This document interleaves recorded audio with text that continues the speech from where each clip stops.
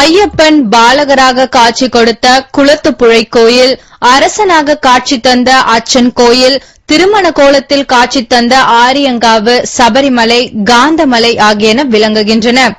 இவற்றில் திருநெல்வேலி அச்சன் கோவிலில் மட்டும்தான் பரந்தாமனால் பிரதிஷ்டை செய்யப்பட்ட புராதன விக்கிரகம் இன்றளவும் வழிபாட்டில் உள்ளது.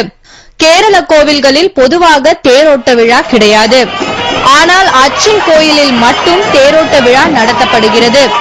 இக்கோவிலின் உற்சவ திருவிழா கொடியேற்றத்துடன் துவங்கியது.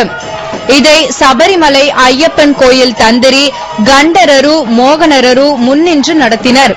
டிசம்பர் 24 அச்சன் கோயில் தேரோட்டமும் 25 ஆராட்டு விழாவும் நடக்கிறது.